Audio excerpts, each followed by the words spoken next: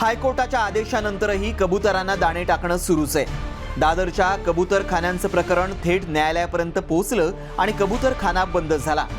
मात्र त्यानंतर जैन समाजानं भूतदया करण्याचा वेगळा मार्ग निवडलाय। कुणी गाडीच्या छतावर कबूतरांसाठी दाणे ठेवले तर कुणी चौपाट्यांवर जाऊन कबूतरांना दाणे टाकले। हे कमी होतं म्हणून की काय, आता दादर परिसरात इमारतींच्या टेरेसवर नव्यानं कबूतरखाने सुरू झालेत। दादर कबूतरखाना बऱ्याच वादानंतर आता पूर्णपणे बंद झालेला आहे। मात्र दादरमधलं सध्याचं काही चित्र बघितलं तर आपल्याला असं वाटतं दादरमध्ये पुन्हा एकदा दुसरा कबूतरखाना सुरू झालाय की काय।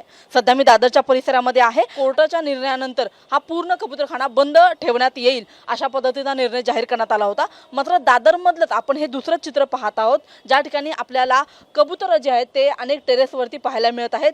या ठिकाणी काही जे स्थानिक नागरिक आहेत त्यांच्याकडून या कबूतरांना या ठिकाणी आपण बघतो दाणे टाकले जात आहेत आणि त्याच्यामुळे पुन्हा एकदा दादरमध्ये दुसरा नवीन कबूतरखाना तयार झालाय का अशा पद्धतीची खरं तर एक शंका या ठिकाणी उपस्थित केली जात आहे। कबूतरखान्याच्या बंदीवरील हायकोर्टाच्या आदेशानंतर जैन समाज चांगलाच आक्रमक झाला होता। जैन मुनींनीही या वादात उडी घेत आरोग्याशी निगडीत या विषयाला धार्मिक वळण दिलं। त्यानंतर मराठी एकीकरण समितीही कबूतरखाना बंदीच्या समर्थनात रस्त्यावर उतरली। मात्र कबूतरखाना बंदीचा आदेश कायम राहिला। मात्र या आदेशाला धुडकावत जैन समाजाकडून इमारतीच्या टेरेसवर कबूतरांवरची भूतदया कायम आहे। आणि हे सगळं अयोग्यच आहे, कारण का काय कबूतर असतात ते भरपूर त्यांच्यामुळे आजार पसरतात। लंग्सचा आजार होतो, फुफ्फुसांचा आजार होतो, ज्यांना अस्थमा आहे त्यांना त्रास होतो। तर लोकांनी थोडं सिव्हिक सेन्स आणि सिव्हिक डिसिप्लिन फॉलो करायला पाहिजे।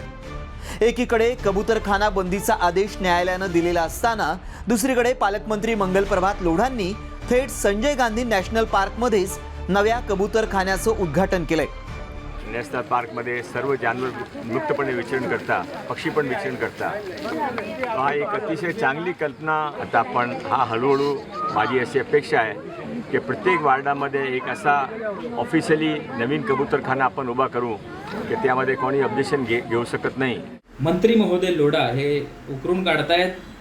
काल त्यांनी संजय गांधी राष्ट्रीय उद्यानामध्ये जाऊन एका जैन मंदिराच्या जागेवरती कबूतरखाना नव्याने सुरू केला आणि आवाहन करतायत की मुंबईमध्ये प्रत्येक वार्डमध्ये एक कबूतरखाना आम्ही सुरू करू। परंतु आपण उच्च न्यायालयाचा आदेश मोडीत काढतायत। आपण उच्च न्यायालयापेक्षा मोठे नाहीत हे लक्षात घ्यावं। मुंबईतील कबूतरखाने बंद करण्याऐवजी वेगवेगळ्या ठिकाणी वेगवेगळ्या प्रकारे कबूतरखाने उभारून कोर्टाच्या आदेशालाच पायदळी तुडवलं जातंय का? या कबूतरांमुळे भविष्यात नागरिकांच्या आरोग्याचा प्रश्न निर्माण झाल्यास त्याला कोण जबाबदार असेल? याचं उत्तर भूतदयेच्या नावाखाली आरोग्याशी खेळणाऱ्यांनी नक्कीच द्यायला हवं। रुपाली बडवे, साम टीव्ही न्यूज, मुंबई।